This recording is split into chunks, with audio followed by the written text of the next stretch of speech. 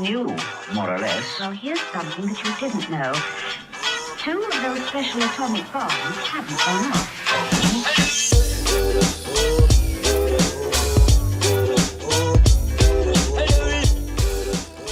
Bienvenue dans une nouvelle vidéo.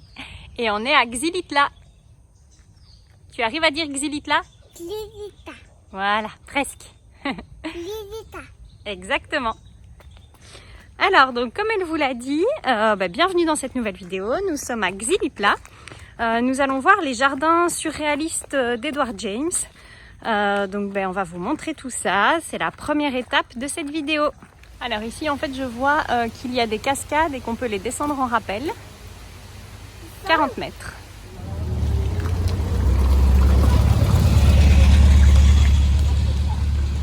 Bon, alors il y a un peu la file pour entrer. Par contre, ça a l'air trop beau. Regardez ça, l'escalier là. Donc c'est vraiment un jardin surréaliste. Voilà, donc on est entré dans le jardin. Bon, malheureusement, il commence à pleuvoir un petit peu. On le savait qu'il allait faire moyen aujourd'hui. Alors là, les gars, il y a une de ces araignées. Regardez-moi ça. Berk.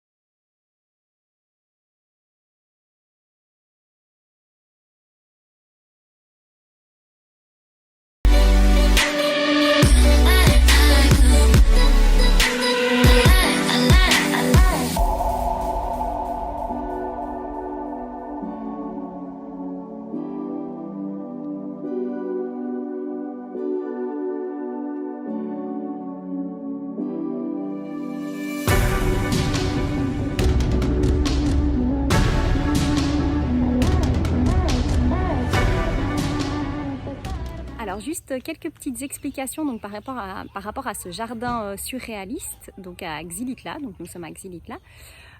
Donc en fait il s'agit d'un jardin qui a été créé par Edward James. Donc Edward James c'était un riche, un aristo anglais. Il était poète, il était d'ailleurs, il était ami avec Salvador Dali, Magritte, Picasso, voilà. Que des petits noms quoi. Et donc en gros pour faire court, il a été un peu déçu de son pays du fait de ne pas avoir été reconnu par ses pairs et donc il est venu s'installer pendant un petit moment au Mexique et donc ici il a décidé de créer ce jardin qui est absolument magnifique. Donc un jardin surréaliste, à la base amoureux des orchidées, donc il voulait vraiment un énorme jardin d'orchidées et en fait il a décidé de construire comme ça, donc de mettre des petites constructions en accord avec la nature, vraiment ça se fond dans la nature, c'est habité par les plantes. Donc c'était vraiment très très joli. On s'est régalé à se balader. Puis voilà, comme ça vous avez aussi un peu toutes les explications de ce jardin magnifique. Apparemment il a coûté 5 millions de dollars et c'est un Mexicain qui l'a aidé à acheter le terrain parce que un Européen ne pouvait pas acheter un terrain ici au Mexique. Donc voilà pour les petites infos, je pense que j'ai rien oublié, c'était vraiment super d'y aller. En tout cas c'était 100 pesos par personne l'entrée, donc pour Ced et moi, 50 pesos pour Ju et Violette n'a pas payé. Voilà, où nous avons passé la nuit. Donc en fait juste là, donc on est au camping Finca Santa Monica. En fait ils ont des maisons, ils louent des chambres comme ça. C'est très très joli. Et puis ils nous ont dit oui vous pouvez vous mettre là. Donc c'est pas vraiment un camping en fait. Regardez ça les jardins comme ils sont trop beaux. Alors on s'est arrêté sur le bord de la route chez Taco Loco et puis on va aller manger des tacos. Je vais vous montrer de plus près après, mais en fait là il y a tout un buffet, il y a plein de choix. Et là ils font les petites tortillas minutes et en fait c'est 70 pesos par personne avec une boisson. Donc c'est 3,50 $. C'est vraiment pas cher et les filles payent 1 pour 2. Alors je vous montre le buffet. Il y a plein de bonnes choses.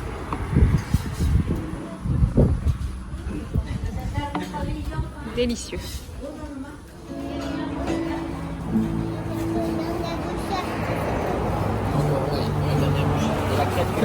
Alors on vient juste de s'arrêter dans une petite ville. Donc on a garé Manila. Alors on est vraiment content parce que on a roulé beaucoup. En fait dans les montagnes on est à 2000 mètres d'altitude, donc il fait beaucoup plus froid là ce soir. Et en fait c'était un peu long et on est arrivé, il faisait déjà presque nuit. Donc on a pu moins rouler que ce qu'on avait prévu. Et en fait on croisait des villages qui étaient un peu des villages fantômes. Violette, viens ici. Viens ici. Viens ici mon chat, papa avance le camping-car. Et donc on était un peu stressés. On doit s'avouer qu'on était un peu stressés. Et donc en fait là, surgit de nulle part, il y a une petite ville qui est trop mignonne et qui est en fait pleine de vie. Donc c'est cool, on va se balader là, on va peut-être essayer d'aller se manger une petite glace. Il y a des façades toutes colorées comme ça, c'est vraiment très joli. Trop beau. Regardez ça comme elle est magnifique cette église. Superbe. Et apparemment il y a une messe parce qu'on entend des chants à l'intérieur. Alors on vient de se poser dans un espèce de petit restaurant de crêpes. On est trop contents, n'est-ce pas? C'est super mignon. Et ça sent bon les crêpes. On avait envie de crêpes depuis un moment. Donc voilà, on a eu genre trop de chance. Miam miam. Donc là, on va jusqu'à 12 parce qu'on va jusqu'à 12. Je crois qu'on va jusque là. Parce que là, on est là. Nous, on est là. Ok. Et qu'est-ce qu'on va manger, Violette? Des crêpes. Tu penses qu'on va se régaler? Tu crois qu'on va se régaler? Peut-être. Ok. Et elle est à quoi ta crêpe? Au chocolat. Chocolat.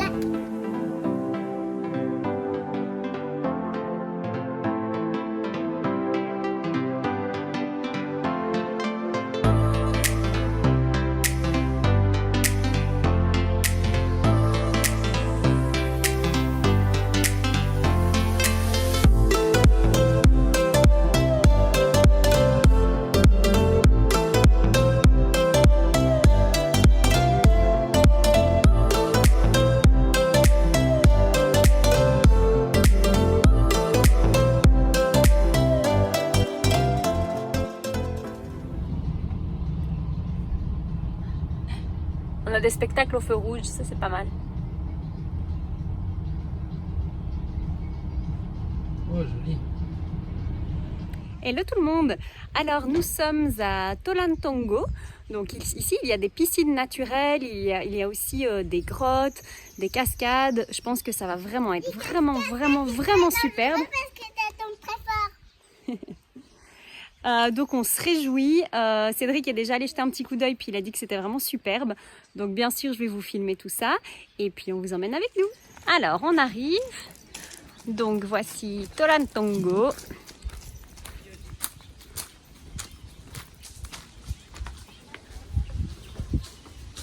On est en plein dans la montagne.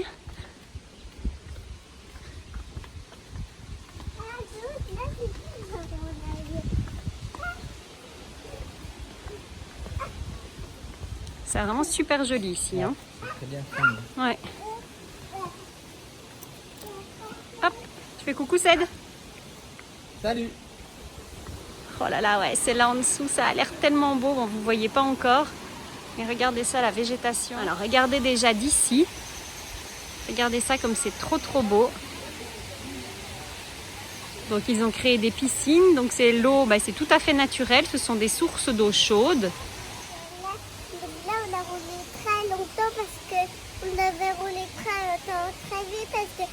va à la piscine, donc on a roulé très longtemps parce qu'on a roulé là, on a descendu et puis on est allé jusque à la... Ah ouais, c'est vraiment superbe. Hein.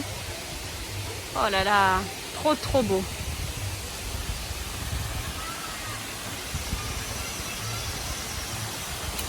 Regardez-moi ça. Alors regardez, superbe. Waouh. C'est vraiment génial. Hein. Regardez ça. Oh là là, c'est magnifique. C'est superbe. Voilà, ils ont déjà trouvé une piscine rien que pour nous. Donc je vais aller les rejoindre, bien sûr.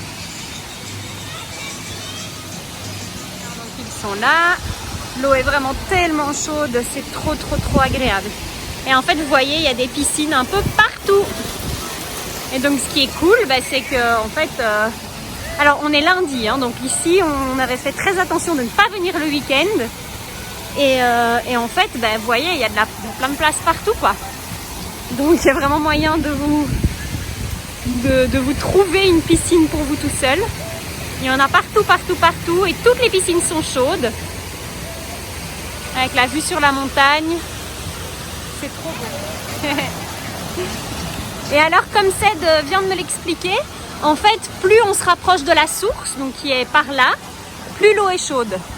Donc au fur et à mesure, normalement, plus on ira par là, plus l'eau sera chaude. Mais là, elle est déjà vraiment chaude, hein, comme dans un bain. Hop, alors on va en tester une autre. On va tester celle-ci. Donc en fait, tout à l'heure, je me suis mal exprimée. C'est pas... En fait, c'est plus on est dans une piscine qui est en hauteur, plus l'eau est chaude, quoi.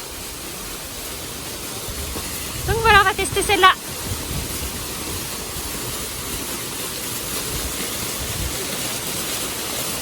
En fait, aujourd'hui, il fait pas très chaud. C'est une des journées où il fait le plus frais. Du coup, quand on sort de l'eau, étant donné que l'eau était vraiment très chaude, on a un peu froid.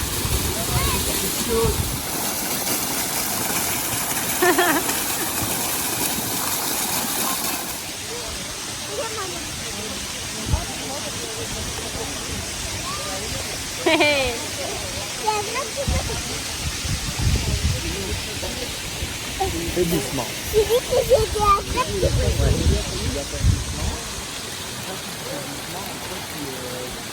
Tu descends pas trop dans l'eau. Voilà. Un peu pour pas avoir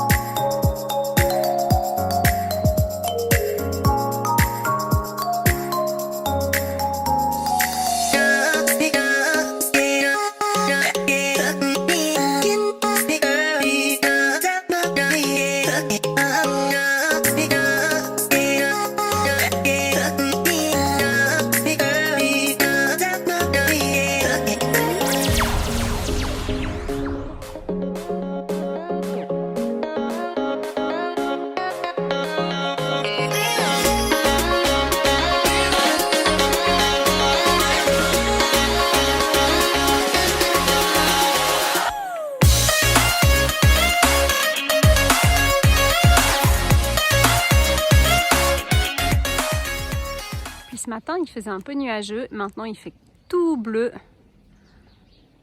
En fait, on était garé juste là en dessous. Donc, en payant l'entrée, on peut dormir sur le parking. Donc, ça, c'est vraiment sympa. Et puis, au final, en fait, ici, il y a quelques places. Et on va être... Recule, Violette, papa va mettre Mani. On va être tranquille ici. Donc, voilà, Seth va se mettre juste là.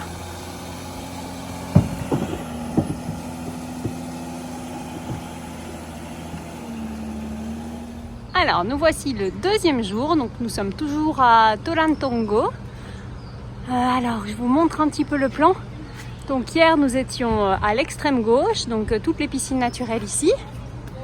Aujourd'hui, nous allons tout à droite, dans les grottes. Et puis, on a vu cette rivière là.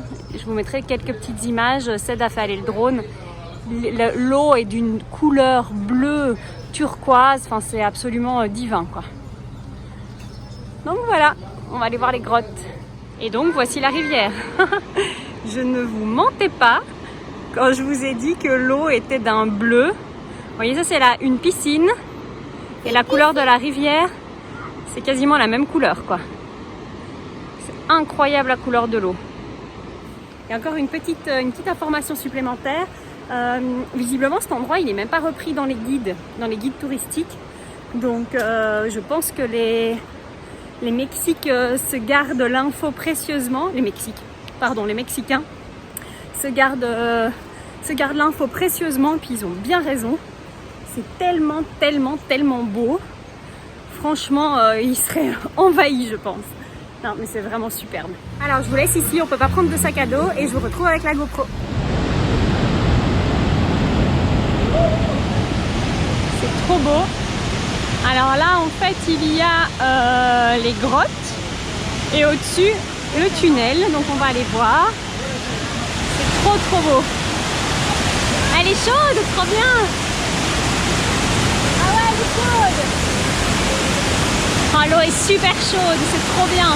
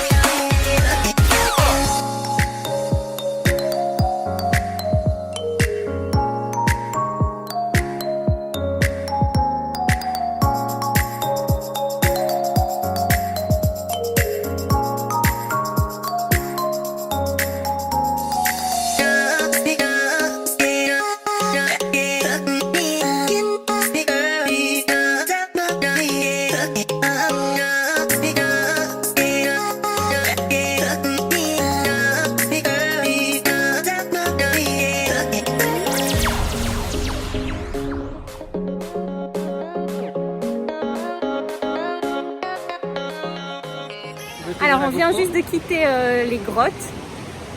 Franchement, on ne savait pas que des endroits aussi beaux pouvaient exister sur Terre. Sincèrement, c'est incroyable, quoi. C'est vraiment juste dingue. Donc là maintenant on se dirige vers la rivière. Et elle a l'air trop belle, trop belle. Oh là là là là là là là là, regardez-moi ça. Franchement, est-ce que quelqu'un a déjà vu une eau naturelle de cette couleur, quoi? Enfin, c'est dingue. Oh, moi, j'avais jamais vu ça en tout cas. Jamais, jamais, jamais. Tellement beau. Et puis en fait, ben, chaque escalier forme une piscine. Vous voyez, il y a des gens qui s'y baignent. Bah nous, on va faire pareil. Oh là là, c'est trop beau. Ils sont allés rapides.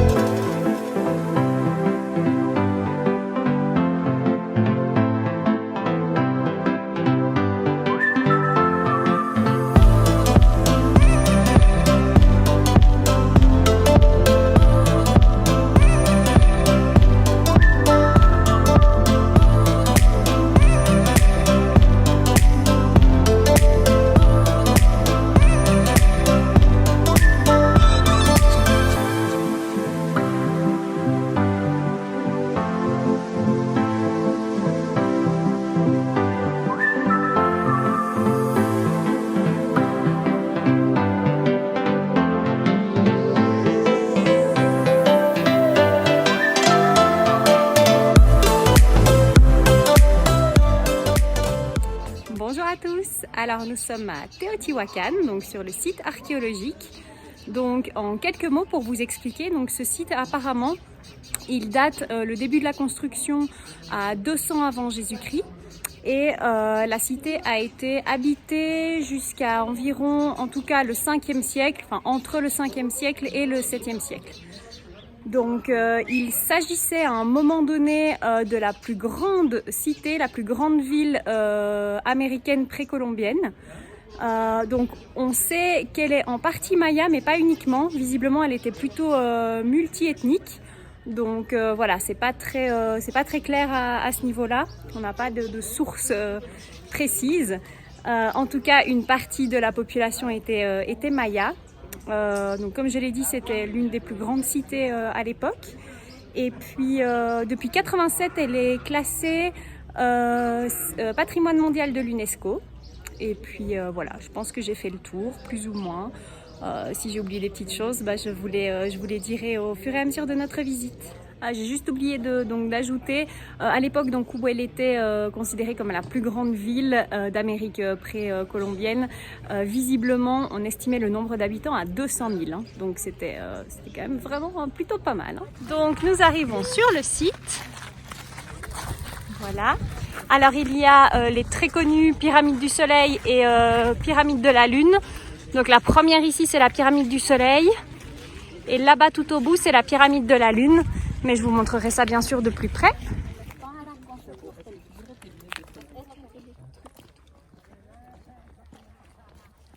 Oui, alors en fait ici on est sur donc la Plaza A, qui est en fait une place qui fait 6980 mètres carrés et où ils tenaient en fait toutes des cérémonies. Les cérémonies, je pense que c'était religieuses et en fait apparemment cette place était vraiment décorée pour les cérémonies et c'est comme ça qu'ils ont pu, par rapport aux différentes peintures murales, en fait on va dire retrouver un peu l'origine du site et savoir ce qu'il y avait sur ces places, quoi.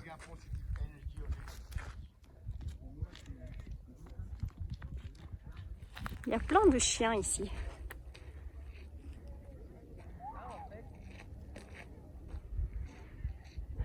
Alors d'ici on voit bien, donc ça c'est la pyramide du Soleil. Et là-bas on a celle de la Lune. Voilà, alors en fait on se demandait pourquoi la pyramide du Soleil et pourquoi la pyramide de la Lune. Donc en fait on a peut-être un élément de réponse qui doit être vérifié. En fait on voit que la pyramide du Soleil, elle est orientée à l'est. Donc elle va avoir le Soleil qui va se lever. Donc on voit que les escaliers sont orientés est. Et en fait la pyramide de la Lune, elle est orientée nord.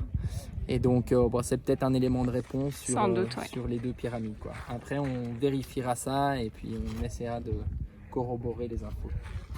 Alors voilà, on va grimper sur la pyramide du Soleil. Donc en fait on s'est rendu compte que la pyramide de la Lune, en fait, bon, je pense que vous voyez pas trop depuis là, on a le droit d'y grimper que jusqu'à à peine la moitié. Contrairement à la pyramide du Soleil, on peut aller au sommet.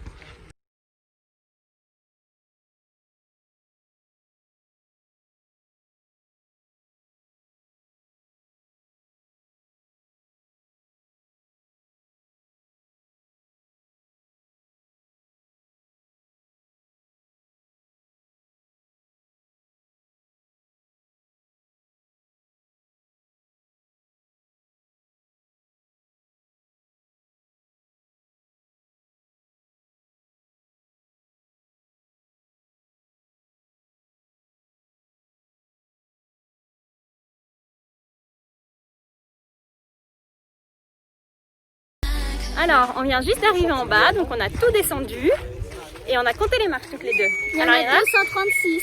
236. Donc on a d'abord monté 236 marches et puis on en les a redescendues. C'était trop cool, c'est vraiment très très joli. C'est quand même vraiment très très impressionnant de se dire qu'ici, il y a 2000 ans, il y avait de la vie, il y avait des gens.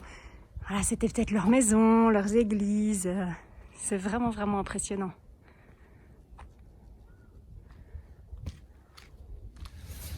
Salut à tous! Salut! Voilà, alors on va clôturer cette vidéo. Là on est à Santa Maria del Toul, donc près de Oaxaca. Et c'est un petit village assez sympa avec en fait le plus grand arbre du monde en termes de diamètre. Donc je vais vous montrer, il est juste là. Il est là. On va se rapprocher un petit peu après, mais en fait donc voilà, c'est l'arbre qui a le plus gros diamètre de tronc au monde. Je ne sais pas exactement combien, mais on va aller se renseigner. Et voilà, et donc on espère que les images de cette vidéo vous ont plu. N'hésitez pas à vous abonner, tu dis? J'espère que la vidéo vous a plu.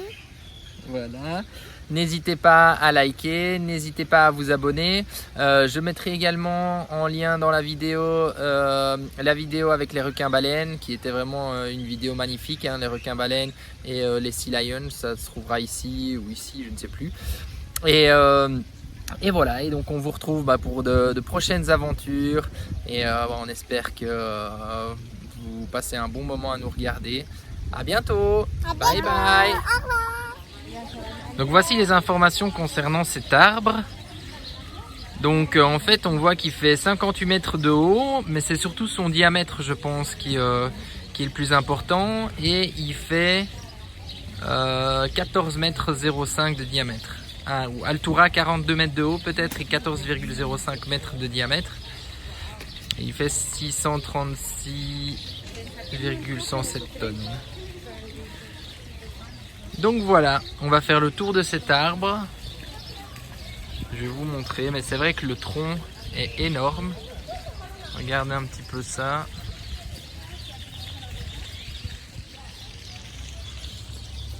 Donc on voit en fait le tronc, il est gigantesque.